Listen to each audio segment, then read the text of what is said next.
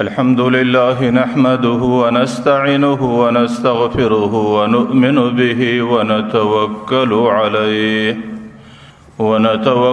عليه ونعوذ بالله من شرور أنفسنا ومن سيئات أعمالنا. من يهده الله فلا مضل له ومن يضلله فلا هادي له. ونشهد أن لا إله إلا الله وحده لا شريك له. ونشهد أن سيدنا ومولانا محمدا عبده ورسوله. أما بعد فأعوذ بالله من الشيطان الرجيم. بسم الله الرحمن الرحيم. وانذر عشيرتك الأقربين. وقال رسول الله صلى الله عليه وسلم: الدين النصيحة. آمنت بالله صدق الله مولانا العظيم وصدق رسوله النبي الكريم ونحن على ذلك من الشاهدين والشاكرين والحمد لله رب العالمين. محترم حاضرینو، 13 جمعہ کې مستاسو په حضور کې د پیغمبر علیه الصلاۃ والسلام د سیرت یو حصہ بیان کړی و. د جمعہ کې هم د هغې حصې صرف تکمیل کوم، ځکه زه بار بار د دې خبرې اعاده کوم چې د پیغمبر علیه الصلاۃ والسلام سیرت کې ډېر برکتي، ځکه د پیغمبر علیه الصلاۃ والسلام سیرت او زندگی دا ډېر نورانی او ډېر مبارک زندگی تیره سوې ده. چې کله پیغمبر علیه الصلاۃ والسلام ته الله تعالی په غار حرا کې د نبوت تاج پر سر ورکشې شوی او پیغمبر علیه الصلاۃ والسلام الله تعالی په نبوت باندې مشرف کړي. پیغمبر علیه الصلاۃ والسلام د یو مبعوث نبی په شکل باندې د ټولو سمخ کې د حضرت خدیجه الکبرا کور ته راغلی.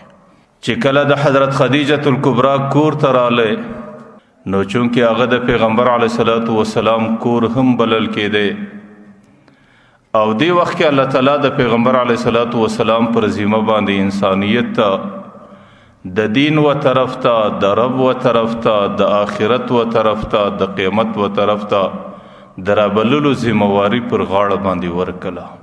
پیغمبر علیه الصلاۃ والسلام د دې ذمہواری حد په ابتدا کې د خپل کور در چار دیواره پورې محدود کړي.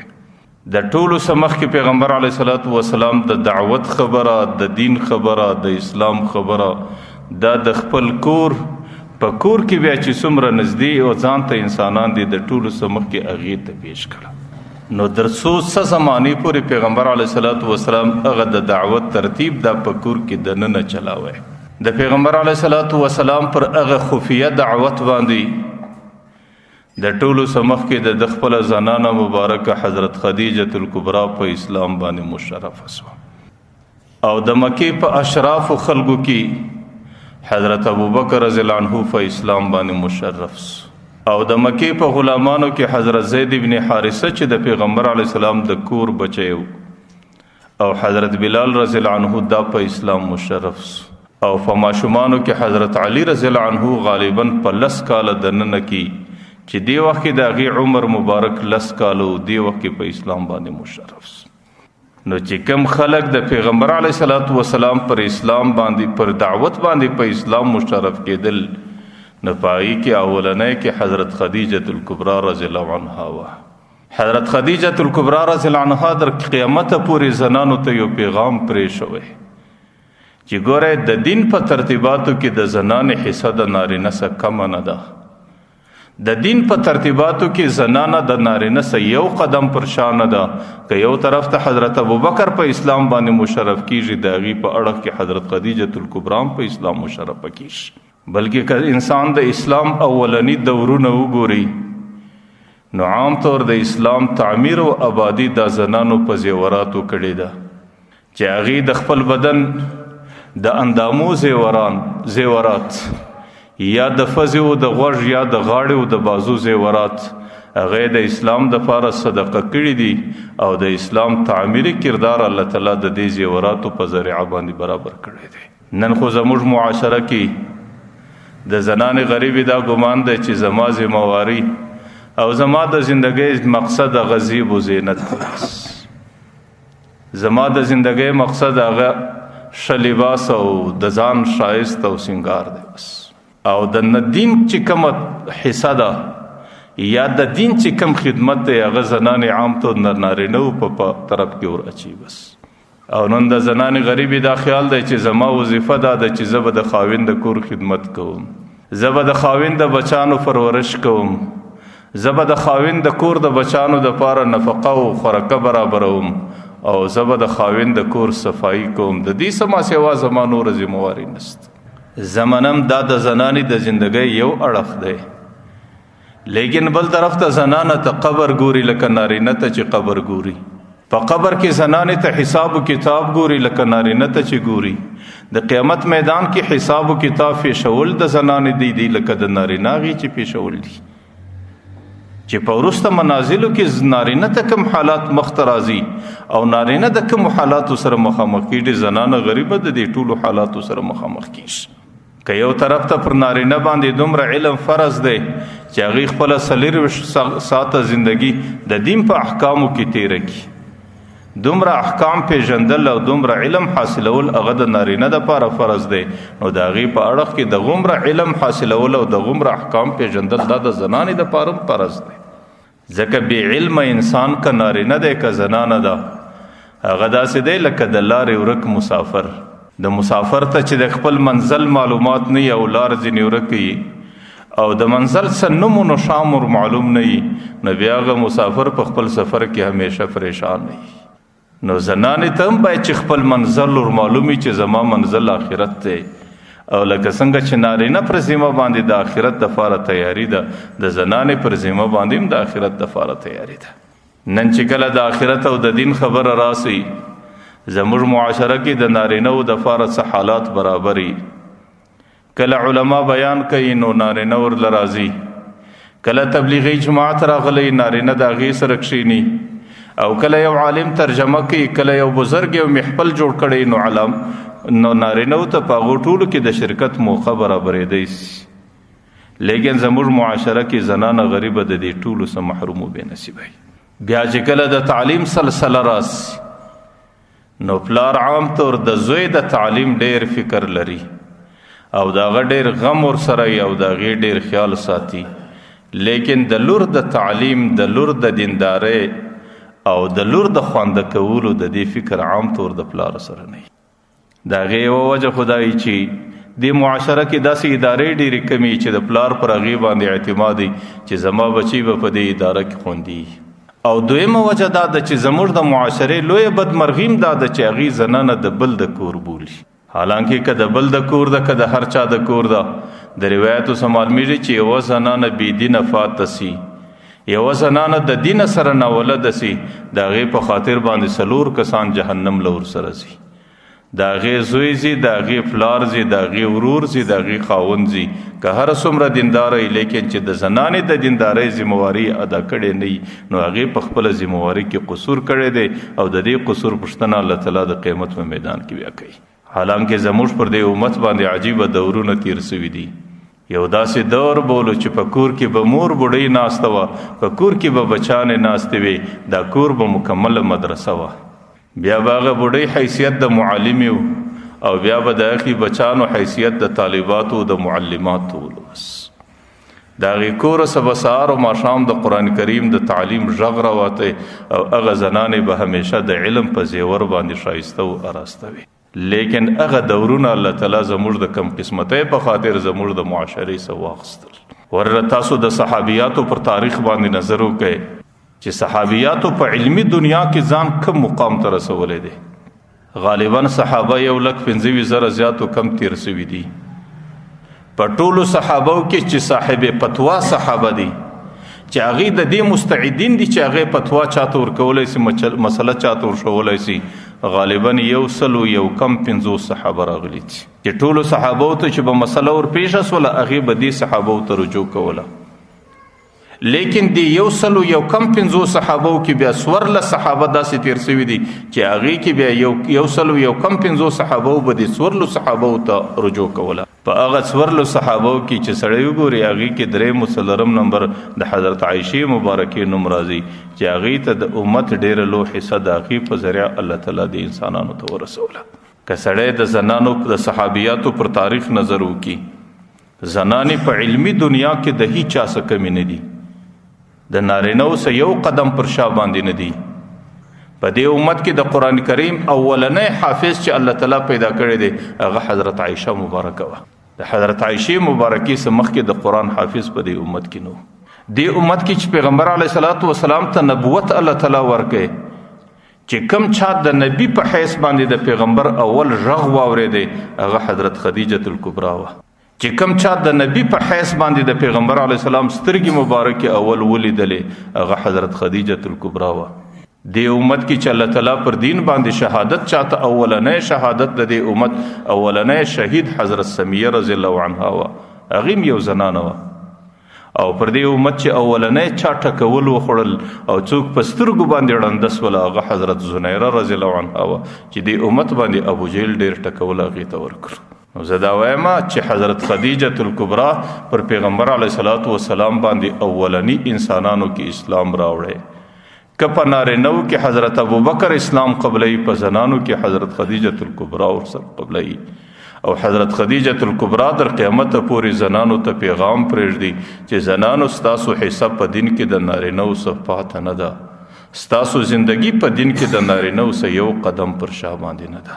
د حضرت خدیجة الکبرا سره سره حضرت ابوبکر رضی الله عنه اسلام راوړی. ریاض النظر د یو کتاب نوم دی، په هغې کې لیکلي دي چې د حضرت ابوبکر رضی الله عنه اسلام د وحی سره مشابه و. وحی کله کله د حضرت جبرائیل علیه السلام په شکل وی چې جبرائیل علیه السلام براتلی، او کله به وحی په خوب کې کېدلی، او کله به وحی د الهام په شکل باندې کېدلی. حضرت ابوبکر رضی الله عنه ایمان د وحی په مشابه په دې خاطر چې هغې ته په خوب کې د دې معلومات راغلی. حضرت ابوبکر نوم په کتابو کې عبدالله راغلی دی، او د کنیت ابوبکر راغلی دی، د لقب صدیق او عتیق راغلی دی، د مور نوم یا ام خیر دی یا ام سلمہ راغلی ده، او د فلار نوم ابو قحافه راغلی دی. حضرت ابوبکر رضی الله عنه مکه مکرمه کې د پیغمبر علیه الصلاة والسلام په ټولو انسانانو کې ډېر قریب دوست. د پیغمبر علیه الصلاة والسلام عمر 60 کاله ته ورسېدی، د ابوبکر عمر 18 کاله ته ورسېد، او دواړه د مکې مکرمې په اشرافو، په عزتمنو، په رښتیاګو یا په امینانو انسانانو کې وو. د دې دوو په خپل مابین کې ډېره سره دوستي وه. سهار به ملاقات و، ماښام به هم ملاقات و، او د ورځې او د شپې به هغې مجلسونه سره درلودل. په دې عمر کې په 18 کاله عمر کې ابوبکر یو ځل د شام سفر له ولاړی، د تجارت په قافله کې ولاړی، او چې کله شام ته رالی نو په شام کې یو ځل د شپې حضرت ابوبکر خوب ویني. په خوب کې یو نور د الله تعالی د اسمانه سره شوکې د بیت الله پر سر باندې ولګېدی. د بیت الله د سره سره د هغې رڼا سره پورته سوه د مکې چې څومره کورونه دې ټولو کورونه په دې نور باندې روښانه سو. هغه نور برته د بیت الله سر له سره راټول سو، د ابوبکر غیږې ته رالی. حضرت ابوبکر رضی الله عنه چې کله دا خوب ولیدی نو په شام کې سهار ډېر حیران دی. د حضرت عیسی علیه الصلاة والسلام د دین یو راهب دی چې هغې د خوبو په تعبیر ډېر پوهېږي، هغې د خوبو په معنا باندې ډېر پوهېږي. نو حضرت ابوبکر رضی الله عنه هغه د شام راهب ته رالی، د خپلې شپې خوب یې ورته ووایي، د هغې معنا ځینې وغوښتله. هغه ورته وایي چې د ما ته لږ وخت راکړه، ناوله د خوب دی، ناوله د کیفیت دی، زه به د دې متعلق په خپلو آسماني کتابو کې لږ معلومات وکړم. ورته ته ما ته در سبا پورې وخت راکړه، سبا ورځ ماله راس. حضرت ابوبکر رضی الله عنه چې دویمه ورځ راغلی، هغه به مخ ته کښېنوی، ورته یې سړی ستا خوب خو ستا دپاره ډېر لوی بشارت او زیری دی. زموږ په آسماني کتابو کې دا لیکلي دي چې یو نبي به الله تعالی دنیا ته راستوي، هغه به د ټولو انبیاو سرداري، هغه به د ټولو انبیاو آخرنی نبی، او د قبیلې یو دروند سړی، یو عزتمن سړی به د سره ډېره زندگی نږدې تیروي، او چې پر ده باندې څومره تکالیف راځي نو هغه تکالیف به هغه سړی ورسره برداشوي. او دی به د هغې په زندګي کې د هغې معاون وي او د هغې د مرګ بعد به د هغې اولنی خلیفه وي. هغه کتاب کې لیکلي دي، هغه ورته من انت ته څوک او د کومه ځای سره راغلی؟ دی ورته زما نوم عبدالله دی، زه د حجاز مقدس سره راغلی یم. هغه ورته یبعث فی قومک نبی، ستاسو په قوم کې به یو نبی الله راپورته کي. انت تكون وزیره فی حیاته و خلیفته بعد مماته، د هغې د زندګۍ لوی معاون به هم ته یې، د هغې د مرګ بعد اولنی خلیفه به هم ته یې. روایاتو کې راځي ولم یخبر به احد من الناس، په دې خوب باندې ابوبکر د دنیا په انسانانو کې هیڅوک خبر نه کوي، نه دا خوب چاته وایي. بس دا خوب یې په خپله سینه کې پټ وساتئ. چې کله 20 کاله زمانه نور تېره سوله، د پیغمبر علیه الصلاة والسلام عمر 40 کاله ته ورسېدی، د ابوبکر عمر 38 کاله ته ورسېد. ابوبکر په خپل کار او تجارت کې لګیا دی.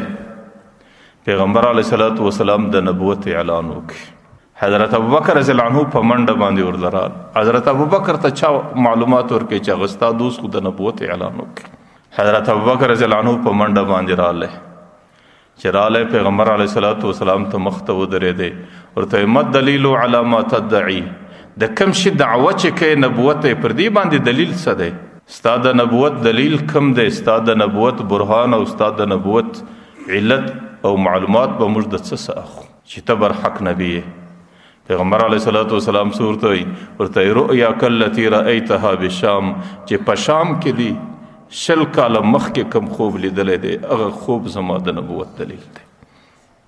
حالانکه هغه خوب ابوبکر د خپل زندګۍ کې د خپل ځانه څه سوا چاته نه و ښکاره کړی.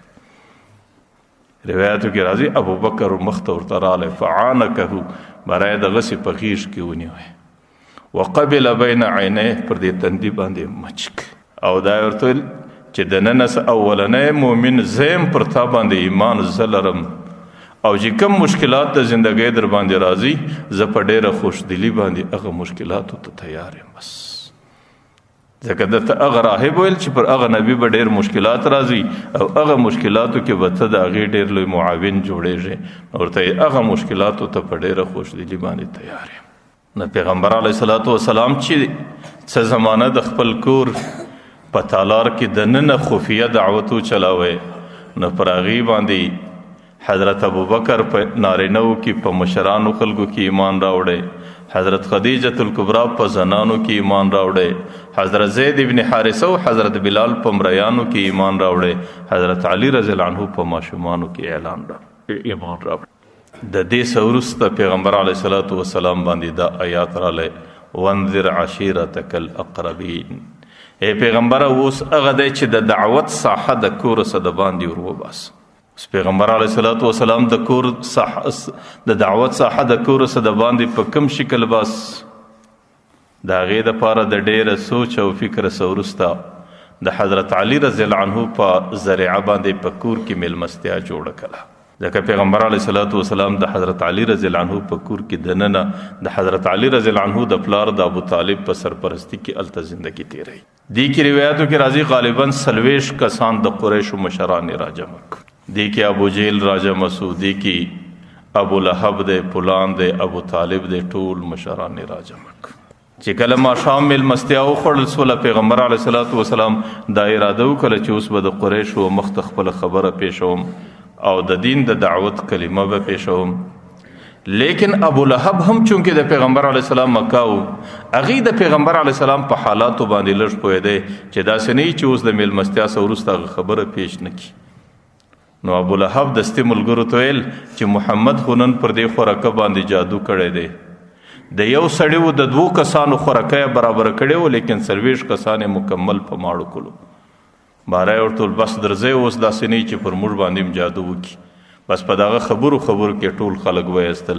پیغمبر علیه الصلاة والسلام چې کومه خبره په زړه کې نیولې وله چې هغې خبره به د دې قوم مخ ته ایږدي، هغه خبره د پیغمبر دغسې په زړه کې پاته سوله. نو ابو لهب هغه خلک د څه وینا کولو څه بغیر د پیغمبر علیه السلام د کوره څه ځینې وایستل. څه زمانه بعد پیغمبر علیه الصلاة والسلام دویمه میلمستیا برابره کړه. دویمه میلمستیا کې بیا د قریشو ډېر اشراف خلک، مشران خلک راجمع سو. چې کله میلمستیا وسو، پیغمبر علیه الصلاة والسلام بره ولاړ سو ورزه یوه خبره کوم. هغه ورته ویک ورته یا معشر قریش کلمة واحدة لو تعطونها، اے د قریشو ډلې یوه کلمه د کچیرې تاسو ته درکول سي هغه کلمه ستاسو په دماغو کې راسي. دانت لکم العرب فتؤدى لکم الجزیه، د مځکې ټول عرب به ستاسو پښو لراسي، عجم به ستاسو تابع سي او خلک به په خپله زندگی کې تاسو ته جزیه او ټکسونه درکوي او تاسو به ډېر آباد قوم جوړ سئ. که یوه کلمه ده که په دې کلمه باندې اقرار سره وکړو.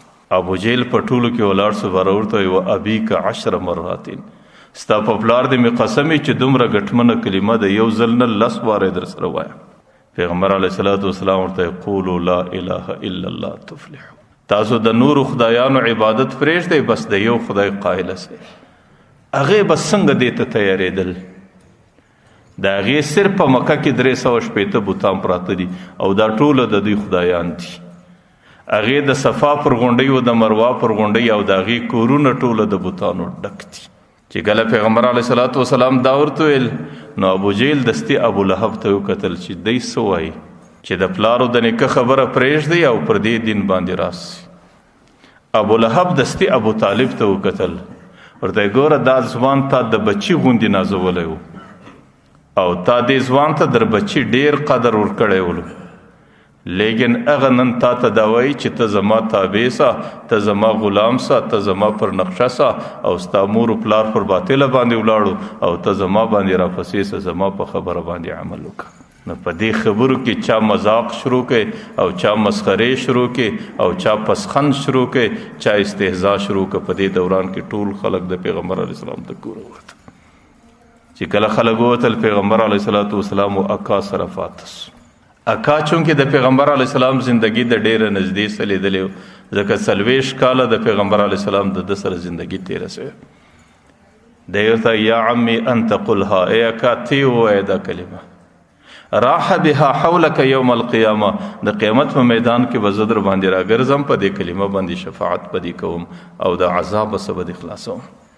هغه څه ورته ووایه ویا محمد دینک خیر الادیان کله، وای زما دې د کعبې په رب قسم چې ستا دین په ټولو دینو کې خیر دین دی.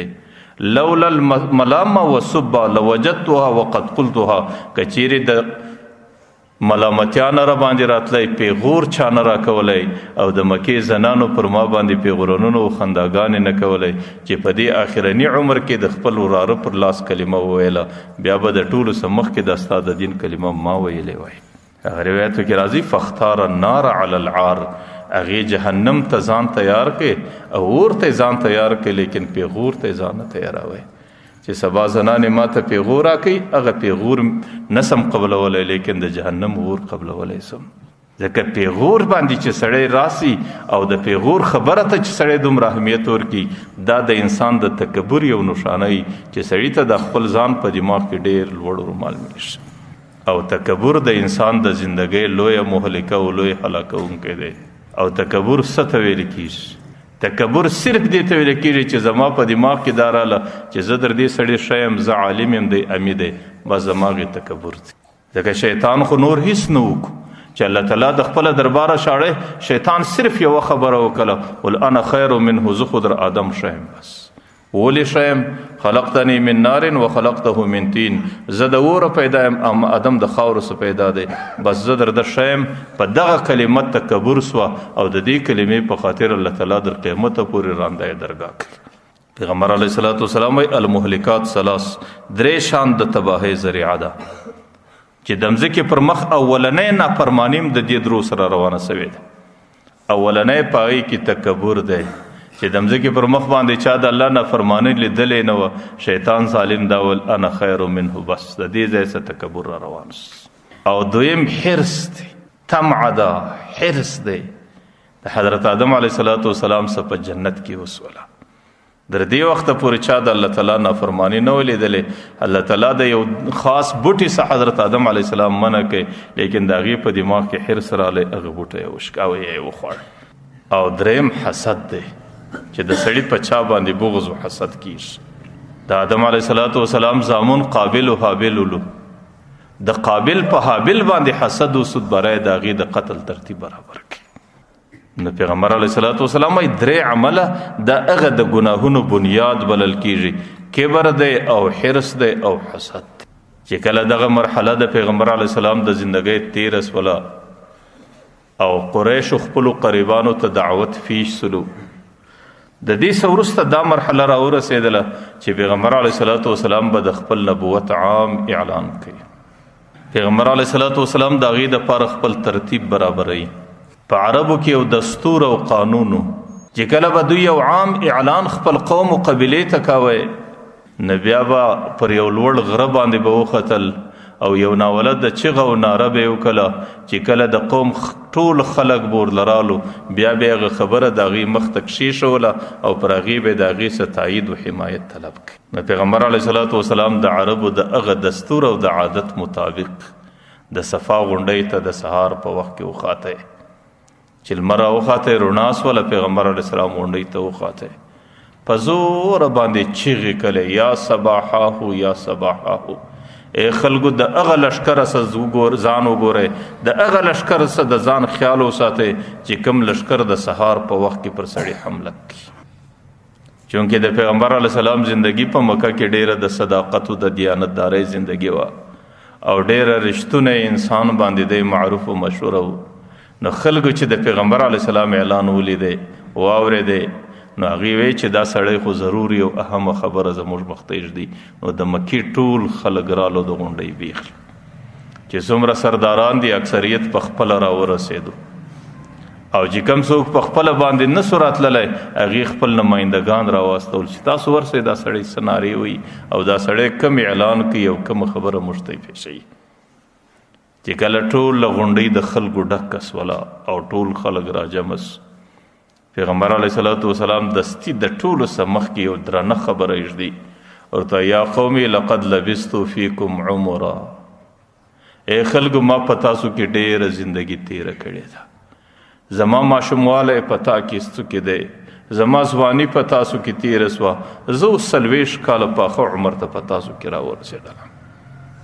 فهل وجدتمونی صادقا ام کاذبا، دې 40 کلنه زندگی کې تاسو زه رښتونی سړی وبوللم که درواغجن سړی؟ او دا ډیره درنه خبره وي. سړی چې یوه میاشته په یو ځای کې تیره کړي، سړی چې یو کال په یو ځای کې تیره کړي، خپله زندگی به طورې چیلنج چاته نسي پیښولی چې یاره هر مخالف و موافق دی زما پر زندگی عیب تلاش کړي، په ما کې کوم عیبونه دي. لیکن پیغمبر علیه السلام خپله 40 کلنه زندگی ورته پیش کړه.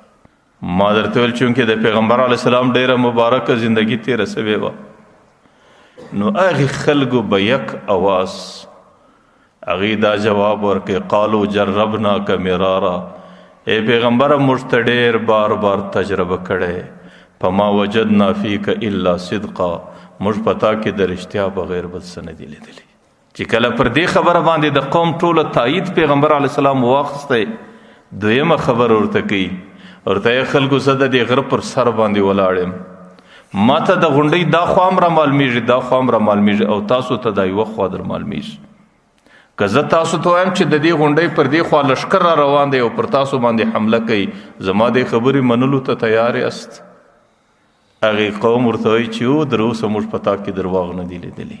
چې کله پر دې خبره باندې حمایت وسو، نو پیغمبر علیه الصلاۃ والسلام ورته انی نذیر لکم من بین یدی عذاب شدید، ای خلکو مخ ته یو عذاب را روان دی، مخ ته یو جهنم را روان دی، مخ ته حساب و کتاب را روان دی او مخ ته د مرګ څه بعد زندگی را روانه ده، زه تاسو د هغې عذابه څه بیرومه او هغه عذاب موږ او تاسو ته ګوري، که د هغې عذابه څه ځان ګورئ نو بس قولو لا اله الا الله تفلحون، دا یوه کلمه ووایست الله تعالی به مې د دې عذابه څه خلاص.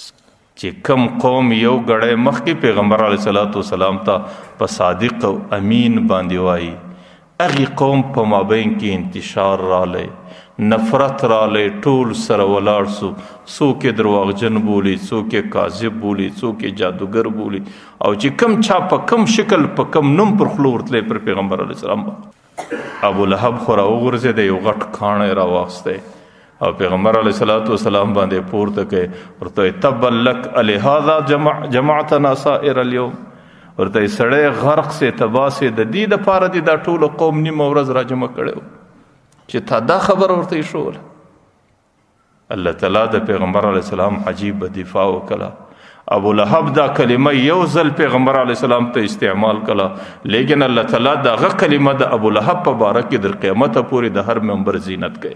پر هر منبر باندې دا راځي تبت یدا ابي لهب، ابو لهب دی غرقي. د دې معنا دا ده چې څوک پیغمبر علیه السلام ته سپکاوی کوي الله تعالی در قیامت پورې دا غي سپکاوی کوي. لکه پیغمبر علیه الصلاۃ والسلام باندې چې یو ځل سړی درود وای الله تعالی پر هغې باندې لس ځل رحمت را استوي، لس درود ور باندې وای. دغه رقم چې د پیغمبر علیه السلام سپکاوی سو کوي الله تعالی غدر قیامت پورې ذلیل او رسوا جوړوي. او د ابو لهب د هلاکت او د تباهۍ الفاظ الله تعالی قرآن کریم کې د قیامت پورې کښې شو. د دې ځای څخه مکه مکرمه کې د حق او د باطل معرکه روانه سوله او دا معرکه در سره روانه ده او دا معرکه به در قیامت پورې ځان رسوي. چې کم چاته په مکه مکرمه کې لږ ګړی مخکې خلکو په صادق او په امین باندې ویل د دې ورځې څه وروسته چا پر هغې باندې د ساحر نوم کښې شوی چې دا جادوګر دی، چا پر هغې باندې د کاذب نوم کښې شوی چې دا درواغجن دی، چا پر هغې باندې د مجنون نوم کښې شوی چې دا لیونی دی، چا پر هغې باندې د کاهن نوم کښې شوی چې دا کوډګر دی. بس ابو لهب د دې ورځې څه وروسته بل کار پرې شوی، زما یو کار دی چې مکې مکرمې له کم نوارد خلک راځي، ناوله د قبایل راځي او د اطرافو څخه خلک راځي، نو پیغمبر علیه الصلاۃ والسلام هغه نوارد خلکو ته د کلمې دعوت ورکوي. لیکن ابو لهب بس ټوله ورځ د پیغمبر علیه السلام باندې پسې دی. د سهار څخه د پیغمبر دروازې ته انتظار دی چې کله هغه راوځي پر کم طرف ځي دی ورباندې پسې دی چې هغې په کم ځای کې کومو خلکو ته خبره کوي. ابو لهب دستي وایي خلکو دا زما وراره دی، دا لیونی دی، دا جادوګر دی، دا مکار دی، دا فریبګر دی چې د دې په مکر او فریب کې څوک رانسي. او څه کوي په هغه ځای باندې د لپه د خارو ډکه کې پیغمبر علیه السلام پر مخ یې ورو پاشي، هغه خلک ځین روان سي، پیغمبر علیه السلام پر هغه ځای پاته سي. نو د ابو لهب ټوله ورځ د پیغمبر علیه الصلاۃ والسلام دا مقابله ده. د ابو لهب کور والا ام جمیل ده چې پیغمبر علیه الصلاۃ والسلام مسجد حرم ته راځي د عبادت لپاره، هغې د ځنګلو د غرو څه بوټي وازغي راوړي او پیغمبر علیه السلام په لار کې اچوي چې دی د حرمه څه بند سي. وامرأته حمالة الحطب، د هغې زنانې به بوټي راوړل د پیغمبر په لار کې اچول. د هغې دوه زامن د پیغمبر علیه السلام زومان دي، هغې خپلو دوو زامنو ته دا ویل چې د پیغمبر لوڼو ته به ځای پر ځای طلاق ورکوئ، بس کمی نه کوي ور زماس د طرفه آک یاست. په هغه ظالمانو کې یو رالی پیغمبر علیه الصلاۃ والسلام ته مخامخ، په دوی کې ډېره ستړې او ډېره سپکه وله چې چاته مخامخ د لور طلاق ورکوه. نو پیغمبر علیه السلام ته مخامخ د لور طلاق ور وغورځوه چې ستا لور پر ما طلاق. پیغمبر علیه الصلاۃ والسلام زړه درد وکړي، پیغمبر علیه السلام هغې ته ښرا وکړه ول الله تعالی دې د خپلو مزریانو څه یو مزرۍ در باندې مسلط کړي. د شام په سفر کې روانو، الله تعالی یو ځنګلي حیوان پر برابر کې د پیغمبر د شراب برکت الله ته سره سیر کې سره ټوکړې ټوکړې کړي. پیغمبر علیه الصلاۃ والسلام به حرم ته راتلی. ما درته ویل د حق او د باطل د معرکې عجیب داستانونه و. عقبه ابن معیط یو ځل پیغمبر علیه السلام حرم ته رالی، هغې د پیغمبر علیه السلام لنګوټه مبارکه په دې غاړه کې ور واچوله او دې وخت کې د پیغمبر علیه الصلاۃ والسلام صرف د دعوت ترتیب روان دی او دې وخت کې پیغمبر علیه الصلاۃ والسلام ته د مقابلې کولو اجازه د الله د طرفه نشته. هغې چې کله هغه لنګوټه و هغه پټو وپیچې د پیغمبر علیه السلام ساه مبارکه بنده سوله او د پیغمبر علیه السلام مخ مبارک سرس، د پیغمبر علیه السلام سترګې مبارکې د دې ځایه سره پورته سوې. حضرت ابوبکر په منډه باندې رالی او بیا د هغې د لاسه څه پیغمبر علیه الصلاۃ والسلام ویستی. روایت وایي که ابوبکر د هغې مرسته نه وی کړې دې ته قریب و چې د پیغمبر علیه الصلاۃ والسلام ساه ختمه سوې وای.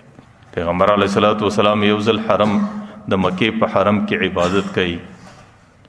د مکې مشرکانو چې کله هغې خپل عبادت ښکاره کوي او ښکاره یې کوي د خپل دین ترتیب، نو د مکې مشرکانو په حرم کې د څلورو طرفو پر د حمله شروع کړه. څوک یې په لاسو باندې وایي، څوک یې په سوکانو وایي، څوک یې په څه باندې وایي. دې وخت کې مسلمانان ستا، لیکن مسلمانانو کې د ضعف او د کمزورۍ حالت دی. په ټولو مسلمانانو کې ابوبکر رامخته سو. برای چیغې کې ولې خلکو اتقتلون رجلا ان یقول ربی الله، ول صرف پر دې باندې وژنئ چې زما رب، هغه وایي زما رب الله دی، نور جرم یې نه دی کړی، دغه جرم یې دی. هغې خلک چونکې ابوبکر ته ډېر غوسه و، نو پیغمبر علیه السلام یې پرېښود، ابوبکر باندې راوګرځېدل. ابوبکر هغې خلکو د حرم په دوره په میدان کې د حرم په ساحه کې دومره ډېر وواهه چې د ابوبکر مخ مبارک په وینو باندې د هغې غوږونه او د هغې پزه او د هغې مچڼې د هغې بدن مکمل په وینو کې کرنګ سو. او حضرت ابوبکر رضی الله عنه پر هغه ځای باندې بیران سو، بېهوشه سو. حضرت ابوبکر رضی الله عنه د بنو تمیم قبیلې و. بیا د هغې د قبیلې خلک رالو، ابوبکر یې پر جنازه و پر کټ باندې د حرم وایست. چې کله ابوبکر در کوره پورې ورسوی، نو برته هغه خلک رالو، چونکې قبایلي مسله وه، قومي مسله وه. نو هغې خلکو باره په حرم کې اعلان وکړی، ول که چیرې د نن په حمله کې ابوبکر قتل سی، نو د دې په مقابل کې به موږ عتبه ابن ربیعه قتل کوو، ځکه عتبه ابن ربیعه د ابوبکر په وهلو کې ډېر زیات تجاوز کاوه، ځکه هغې د دې پښو سره د ابوبکر په بدن کې ورغورځېدی. چې کله حضرت ابوبکر رضی الله عنه په کور کې پروت دی، د بنو تمیم ټول خلک ورباندې راټول دي، د هغې د مرګ انتظار دی، او هغې د خپل زندګۍ او د مرګ په کشمکش کې دی. څوک وایي وفات کېږي، څوک وایي ژوند به الله ورکوي. در ماښامه پورې ابوبکر سترګې راروڼې نه کې، د بېهوشۍ په حالت کې دی. چې کله ناوخته سو، خلک ټول انتظار کوي، د حضرت ابوبکر رضی الله عنه په بدن کې ساه راله، هغې سترګې راروڼې کې. عجیبه خلک و، عجیبه عشق. هغې اوله کلمه دا ادا کړه، پیغمبره ول محمد رسول الله په کوم حالت کې دی. هغه قریبان چې څوک ورته ناست، هغه ټوله ځینې خواشیني سو، ځکه هغه یو هم په اسلام نه و مشرف. هغې ورته وایي چې د کوم چا په مرګري کې دې حال ته راورسېدلې، لیکن د هغې سره لاس نه اخې، او موږ ټوله ورځ درته ناست یو، ستا د ژوند د مرګ انتظار کوو، او تا چې سترګې راروڼې کې ته برته وایي هغه په کوم حالت کې دی. د ابوبکر سترګې بیا پټې سوې. هغه قریبان د خواشینۍ په شکل قرار وځي، نو هغه مور ته وایي ام خیر یا ام سلما د هغې نوم.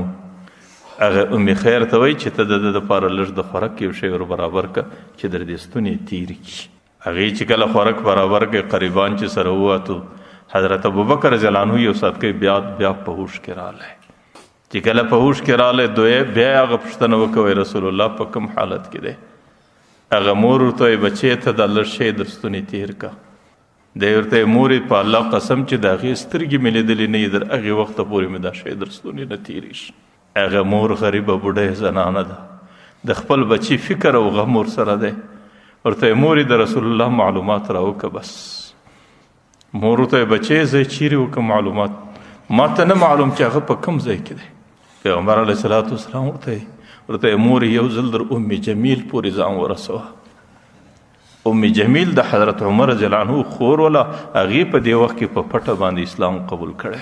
هغې مور د شپې چې خلک سره نهام سلو، هغې غریبه بوډۍ د خپل بچي غم په مخ اخیستې ده. هغې راله د حضرت عمر رضی الله عنه د خور کور ته، د ام جمیل کور ته راله، ورته وایي چې رسول الله په کوم حالت کې دی، د هغې معلومات راکړه. حالانکې د مور دې وخت کې په اسلام نه د مشرف. هغې غریبه بیا د خپل ابتدایي حالاتو په خاطر در دې اوسه پورې اسلام پټ ساتلی دی، د دې څه هم پټ ساتي. ورته ما ته د رسول الله معلومات نسته، البته د ورځې مې دا واورېدل چې ظالمانو ستا د بچي سره ډېر ظلم وکړي، او ستا بچی ډېر سخت حالت کې دی. زړه مې یو ځل غواړي چې ستا د بچي دیدار وکړم چې هغه په کوم حالت کې دی. نو ام جمیل د حضرت ابوبکر د مور سره راله، د حضرت ابوبکر رضی الله عنه کور ته. چې کله راله حضرت ابوبکر رضی الله عنه چې سترګې ورباندې ولګېدې، ورته رسول الله په کوم حالت کې دی؟ د هغې سره نن څه وسو، د هغې د کومو حالاتو سره هغې مخامخ سو. هغه ام جمیل هغه د ده مور ته اشاره وکړه، د دې معنا ده چې د دې په مخ کې زه خبره نسم ښکاره کوی.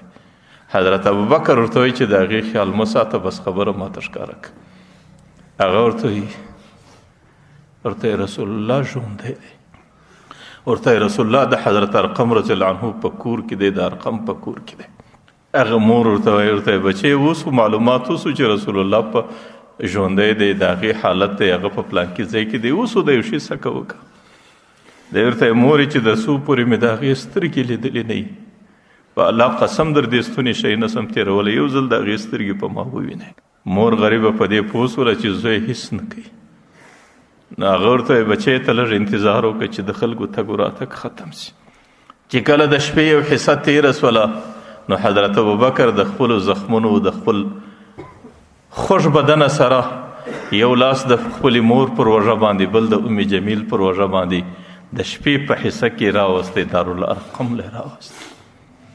چې کله دارالارقم کې غږ وسو چې حضرت ابوبکر راغلی، پیغمبر علیه الصلاة والسلام مخ له ورله راغلی او پیغمبر علیه السلام په غیږ پورې ونیوی او پر تندي باندې مچ کړي، او پیغمبر علیه السلام او ابوبکر دواړه په ژړا دي. د هغې پر ژړا باندې په دارالارقم کې چې څومره صحابه دي هغه ټول ورسره په ژړا دي. چې پیغمبر علیه الصلاة والسلام حضرت ابوبکر مچ کړي نو ټول صحابه راوغورځېدو، حضرت ابوبکر رضی الله عنه یې مچ کړي. د هغې څه وروسته بیا حضرت ابوبکر رضی الله عنه یا خوراک وکړي یا حضرت ابوبکر رضی الله عنه چې څه تمنا وه تاریخ خمیس کې لیکلي دي. حضرت ابوبکر باره پیغمبر علیه السلام ته ویل د الله رسوله یوه تمنا مې ده. هغه ورته وایي څه تمنا ده؟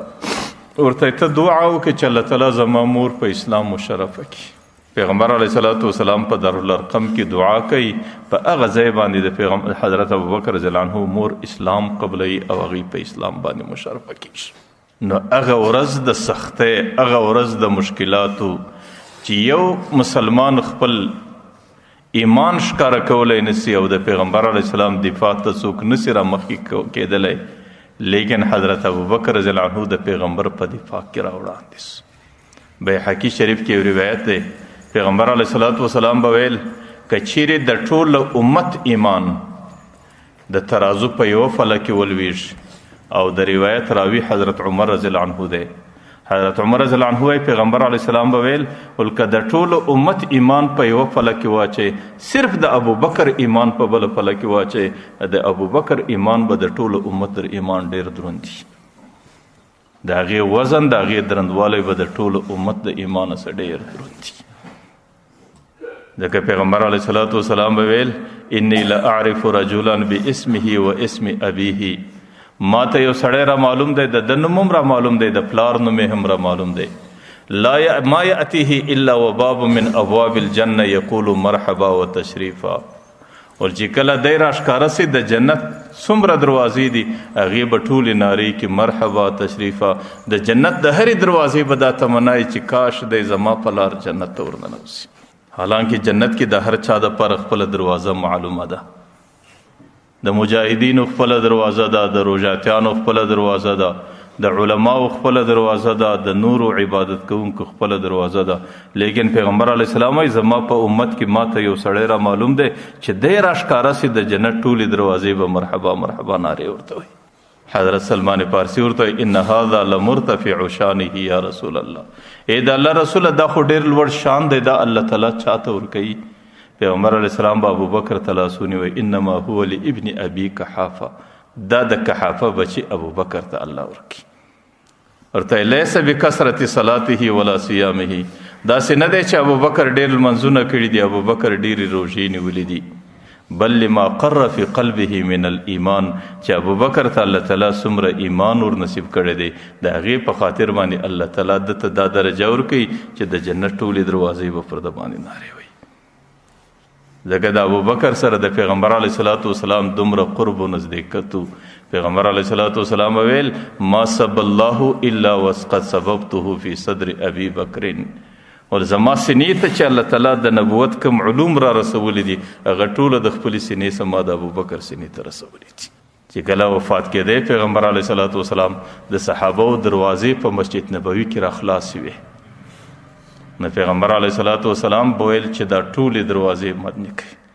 ترمذي شریف روایت دی الا خوخة ابي بکر امر رسول الله صلی الله علیه وسلم بسد الابواب كلها، چې دا دروازې ټولې بندې کړي الا خوخة ابي بکر ول د ابو بکر دروازه خلاصه پرېږدئ فانی قد رأیت بها نورا ما پای کې ډېر نور لیدلی دی.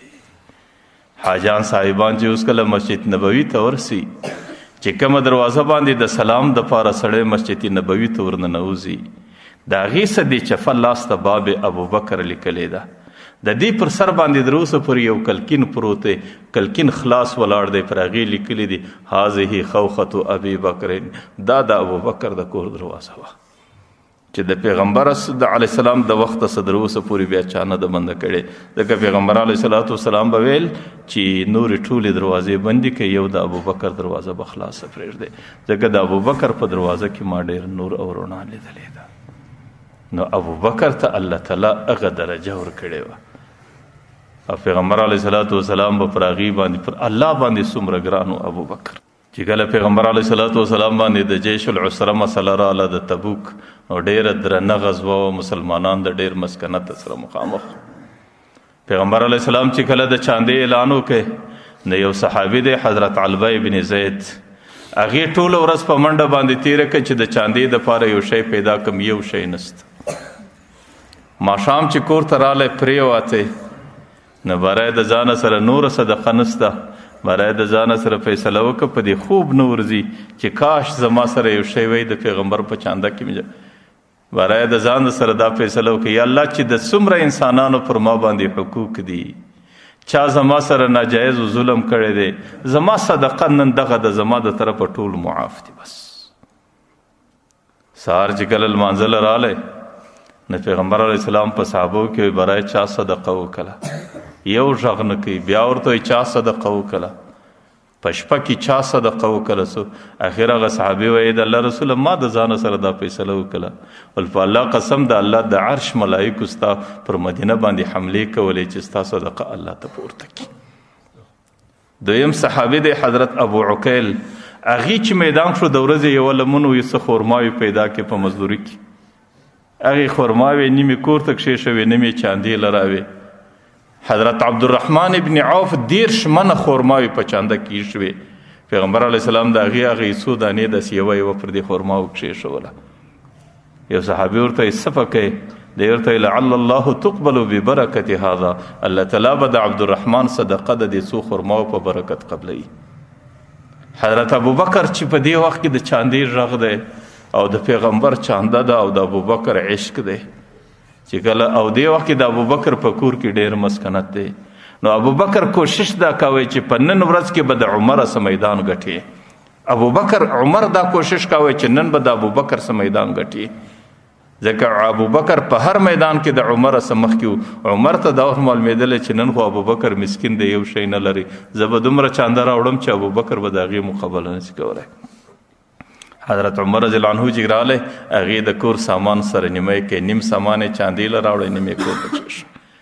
ابو بکر چې کله راغلی په کور کې وګرځېدی، په کور کې څه نسته، چې په کور کې څه دي هغه یې ټوله راټول کړو. اخر یې د بدن لباس هم وکښی، هغه هم په چانده کې واچوی. په کور په خونه کې یو خړ ټاټ پروت دی، برای دا ټاټ سره نیمه یې کوي، نیمه یې د لنګ په شکل پر ځان باندې وپیچئ او نیمه یې د پټو په شکل هغه صدقه کې واچوله راوایه. چې کله یې راوړه عمر د خپلې صدقې سره ناست دی، د هغې غټه چانده او صدقه ده.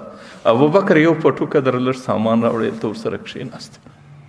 عمر ډېر خوشحاله دی چې نن مقابله ستا ده، لیکن الله تعالی د عرش څخه جبرائیل راواستوی، ول ورسه پیغمبر ته وایي چې پوښتنه داسې مه کوه چې عمر ستا هغې څومره صدقه ده، ابو بکر ستا هغې څومره صدقه ده. ورسه پوښتنه دا وکړه چې عمره کور ته دې څه پرېښول. حضرت عمر وایي چې د پوښتنې شکل بدل شو، په الله قسم زما زړه ډډه بهاره شروع کړي چې د ابو بکر د مدد لپاره د الله عرش په جوش کې راغلی. پیغمبر علیه الصلاة والسلام ابو بکر عمر ته وایي عمره کور دې څه پرېښول، ورته یې نیم مال بس کور پرېښوی، نن مې راورسوی. ابو بکر ته وایي کور ته دې څه پرېښول، ورته وایي بس کور کې ترکت الله و رسوله، الله و رسول مې کور پرېښول، چې څه په کور کې هغه مې ټوله راټول کړو. لږ ساعت کې بعد حضرت جبرائیل راورسېد. حضرت جبرائیل علیه السلام په دې وخت کې په خړ لباس کې دی او د ټاټ لباس یې اغوستی دی، راورسېد. پیغمبر علیه السلام د حضرت جبرائیل څخه پوښتنه کړي، ورته نن څنګه ناوله د وخت رالی په ناوله د لباس کې څنګه رالی ورته رالم د دې دپاره چې الله ته عرش سلام راکړي ولورسه ابوبکر ته وایي چې زما سلام دی او ابوبکر ته وایي چې زه ستا سره راضي یم ته زما سره راضي پیغمبر علیه السلام چې د الله سلام ابوبکر ته وایي ابوبکر په ژړا باندې ولې الله چې ته زما سره راضي زه په هر حال کې ستا سره ورته په دې خړ لباس کې څنګه رالی ورته نن د ابوبکر لباس الله تعالی ته دومره محبوب ګرځېدلی دی چې هغې نن د ټاټ لباس پر ځان پیچلی دی الله تعالی په دې 14 طبقه مځکو اسمانو کې اعلان کړی دی چې ټولې فرشتې به د ټولو کائناتو هغې نن د ابوبکر په لباس کې الله وایي چې زما پر هرو فرشتو نظر راځي د هغې لباس به زه د ابوبکر غوندې وینم نو ځکه ما د ابوبکر غوندې خړ د ټاټ لباس اغوستی دی په دې وجه باندې راغله ما درته ویل چې الله تعالی ته د هغې خلکو قدر او پیغمبر به د جنت زیري په یو مجلس کې پیغمبر علیه السلام ورته وایي صحابه ټوله ناست دي ورته نن روژه د چا ده څوک غږ نه کوي ابوبکر ولاړ سو ورته زما ده ورته نن د جنازې سره څوک تللی دی څوک غږ نه کوي ابوبکر ورته زه تللی ورته نن مسکین ته چا نفقه ورکړې ده ابوبکر بیا ولاړ سو ورته ما ورکړې ده ورته نن د مریض پوښتنې له څوک ورغلی دی ابوبکر ولاړ سو ورته زه ورغلی یم پیغمبر علیه السلام د ټولو صحابو په مخ کې اعلان وکړي او چې نن ورځ کم چا دا 4 عمله کړي دي هغې یقیني جنتي دی او زما د طرف هغې ته د جنت خوشخبري وزیری دی بس نو الله تعالی دې زموږ او ستاسو زندگی د پیغمبر علیه السلام او د پیغمبر د عاشقانو پر ترتیب باندې برابره کړي د پیغمبر علیه السلام د سیرت او د زندگی نمونې او د صحابه او د قربانۍ عادتونه دې الله زموږ په زندگی کې راولي الله دې دا څو خبرې قبول کړي